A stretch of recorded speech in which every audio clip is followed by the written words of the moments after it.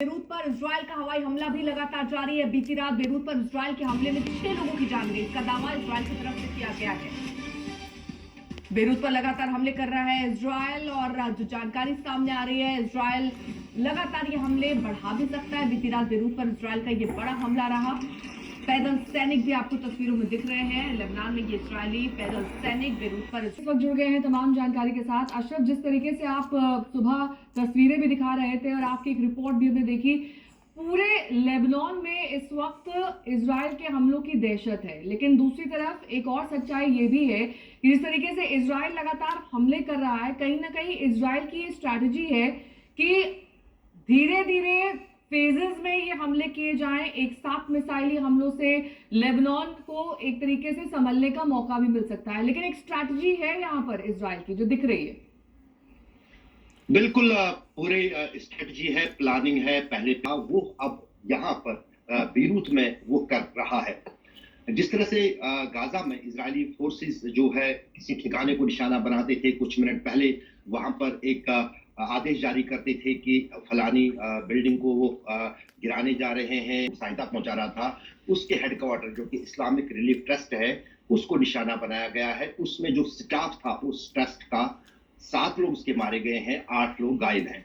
मैं सुबह दक्षिणी बेरूत में था, काफी तनाव है वहां पर, क्योंकि वहां पर खतरा मंडरा रहा है कब किस दिशा से इजराइल का मिसाइल फिर वार करेगा वहां पर। तो वहां पर जो है लोग भी नहीं है, लोग वहां से निकले हैं। उस बीच काफी महत्वपूर्ण ये भी है, खबरें आ रही हैं कि शुक्रवार कल, जबकि पूरे 7 दिन हो जाएंगे हिजबुल्लाह प्रमुख हसन नसरुल्लाह के मारे जाने को, उनका जो अंतिम यात्रा है, या हम जिसको कहेंगे उनको दफनाया जाएगा शुक्रवार को।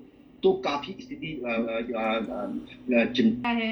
अशरफ हमारे साथ लगातार हमारे सहयोगी मौजूद है। अशरफ, देखिए वही बात की आखिरकार दावे दोनों तरफ से देखिए हो रहे हैं। इजराइल ये कह रहा है कि हम 2 किलोमीटर अंदर चले गए हैं, हिजबुल्लाह कह रहा है कि हमने उनके सैनिकों को ढेर किया और उनको पीछे खदेड़ दिया है।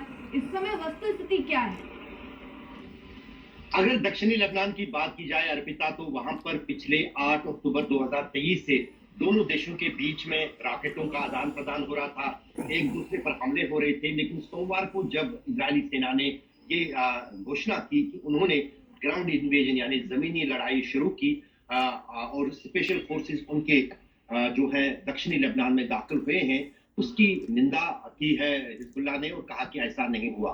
कल हमने देखा कि जब ये प्रयास इजरायली सेना की तरफ से हुआ दक्षिणी लेबनान में, कुछ इलाकों में 30 गांवों को खाली करने का आदेश जो दक्षिणी लेबनान में दिया था इजरायली सेना ने, उस हर इलाके में मैं घुमा हूं पिछले साल, और वो छोटे छोटे गांव हैं जो बिल्कुल तबाह हुए हैं पिछले 1 साल के युद्ध के दौरान इजराइल और हिजबुल्लाह के बीच में। क्योंकि इजराइल की तरफ से वहां पर सबसे ज्यादा प्रहार जो है न सिर्फ वायुसेना की तरफ से बल्कि आर्टिलरी शेलिंग यानी तोपों से भी हो रहा है।